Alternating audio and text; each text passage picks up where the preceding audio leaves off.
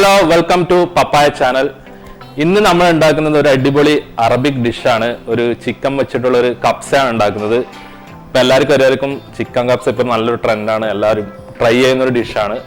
അതിൻ്റെ കൂടെ തന്നെ ഒരു അറബിക് ചട്നി കൂടി ഉണ്ടാക്കുന്നത്, തക്കാളി വെച്ചിട്ടുള്ള. അപ്പോൾ നമുക്ക് നേരെ വീഡിയോയിലേക്ക് പോവാം.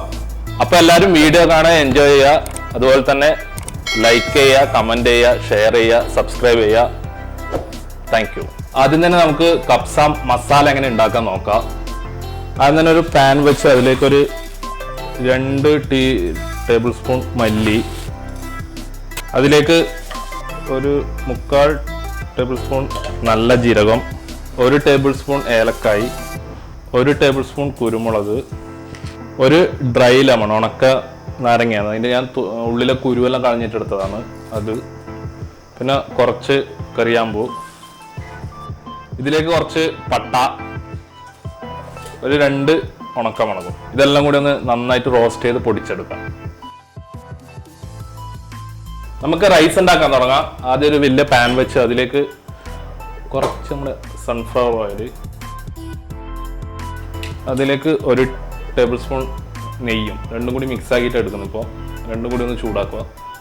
ഓയിൽ നല്ലോണം ചൂടായി വന്നിട്ടുണ്ട്. അതിലേക്ക് ഒരു 2 സവാള അരിഞ്ഞത് ഒന്ന് വഴറ്റി കൊടുക്കുക. നമ്മളെ ഉള്ളി അടിപൊളി റോസ്റ്റ് ആയിട്ട് വന്നിട്ടുണ്ട്. ഇതിലേക്ക് ആവശ്യത്തിന് കുറച്ച് ഉപ്പിട്ട് കൊടുക്കുക.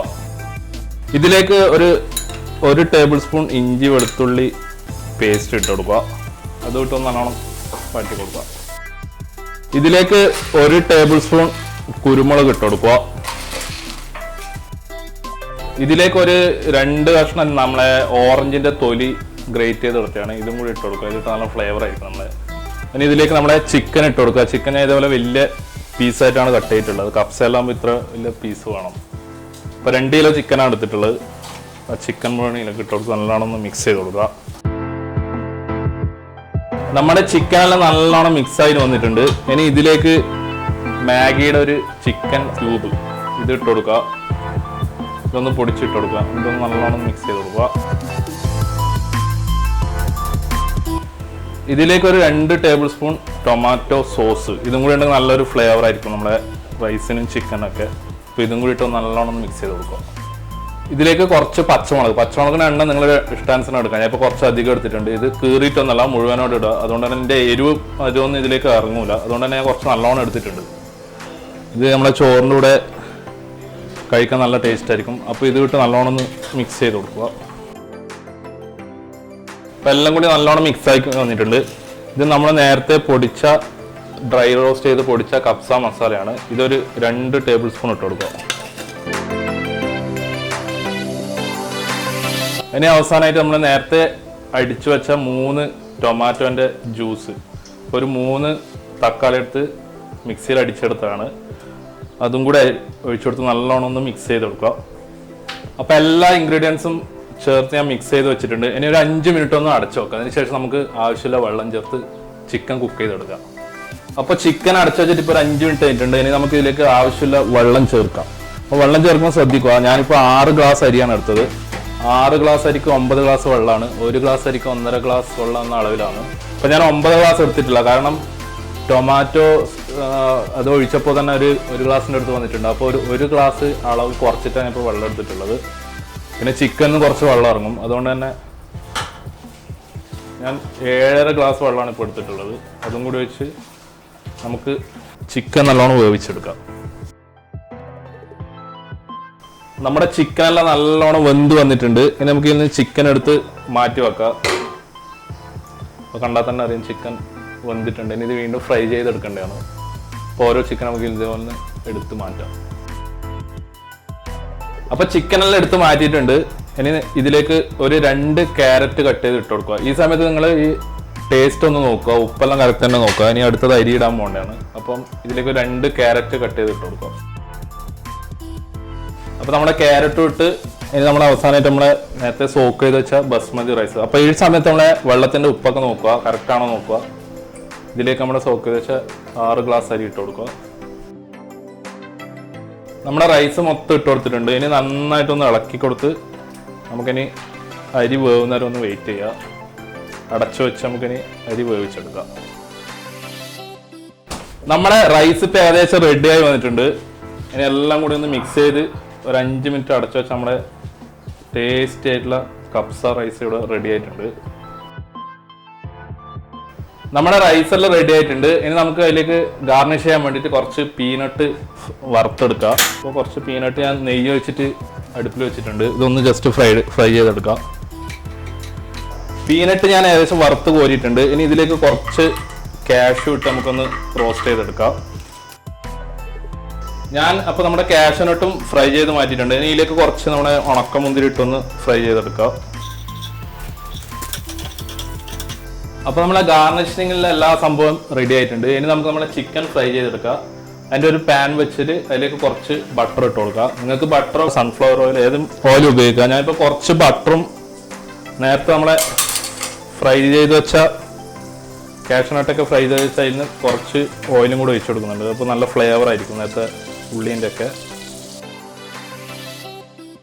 ബട്ടറൊക്കെ നന്നായി മെൽട്ടായിട്ട് വന്നിട്ടുണ്ട്. ഇതിലേക്കൊരു നമ്മുടെ നേരത്തെ റൈസിൽ നിന്ന് എടുത്ത ചിക്കൻ 2 പീസ് ഇതിലേക്ക് വെച്ച് കൊടുക്കുക. ഞാനിപ്പോൾ 2 രീതിയിലാണ് ഫ്രൈ ചെയ്യുന്നത്. ഒന്ന് ഡയറക്റ്റ് നമ്മുടെ റൈസിൽ നിന്ന് നേരത്തെ ബോയിൽ ചെയ്ത ചിക്കൻ അതേപോലെ ഫ്രൈ ചെയ്യുന്നത്. ബാക്കിയുള്ള ചിക്കൻ ഞാൻ കുറച്ച് മുളക് പൊടിയും കുരുമുളക് പൊടിയും മഞ്ഞപ്പൊടി ഇട്ട് ഒന്ന് മസാല തേച്ചിട്ടാണ് ഫ്രൈ ചെയ്യുന്നത്. ഒരു 2 എണ്ണം മാത്രം അതേപോലെ ഡയറക്റ്റ് ഫ്രൈ ചെയ്യുന്നുള്ളൂ.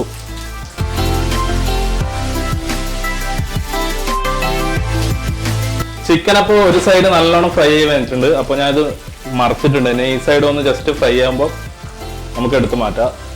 നമ്മുടെ എല്ലാ സംഭവവും റെഡി ആയിട്ടുണ്ട്. ഇനി നമ്മൾ നേരത്തെ ഫ്രൈ ചെയ്ത് വെച്ചാൽ നമ്മുടെ ചിക്കൻ നമ്മുടെ ഈ റൈസിൻ്റെ മുകളിലേക്ക് ഓരോന്ന് നിരത്തി കൊടുക്കുക.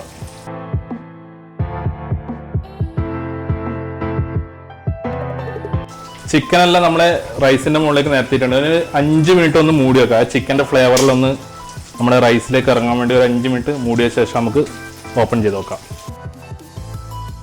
നമ്മുടെ കപ്സക്കുള്ള സൈഡ് ഡിഷാണ് ഇത്. അറബിക് ചട്നിയാണ്. അപ്പോൾ ഇതിലേക്കൊരു 3-4 തക്കാളി ഇതേപോലെ ചെറുതായി കട്ട് ചെയ്യുക. അതിലേക്ക് 1 ടീസ്പൂൺ നമ്മളെ നല്ല ജീരകം, കുറച്ച് പച്ചമുളക്, കുറച്ച് മല്ലിയില, കുറച്ച് ലെമൺ ജ്യൂസ് എല്ലാം കൂടി മിക്സിയിൽ ഒന്ന് ബ്ലെൻഡ് ചെയ്തെടുത്തിട്ടാണ് ഈ ചട്നി ഉണ്ടാക്കുന്നത്. അപ്പോൾ ഇതെല്ലാം കൂടി ഒന്ന് ബ്ലെൻഡ് ചെയ്തെടുക്കുക. എടുത്തതിന് ശേഷം കാണിക്കാം.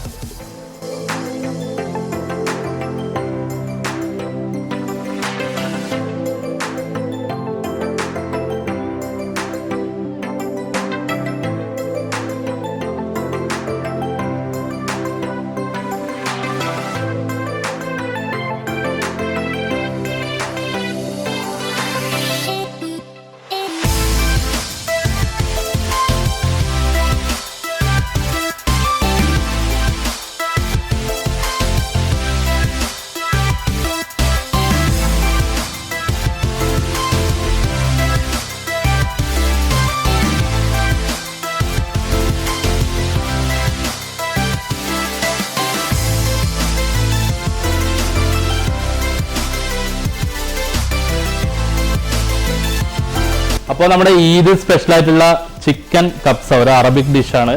അതിവിടെ റെഡി ആയിട്ടുണ്ട്. അപ്പോൾ നമ്മൾ എല്ലാവരും കൂടി ടേസ്റ്റ് ചെയ്യാൻ പോകുന്നത്. Please enjoy.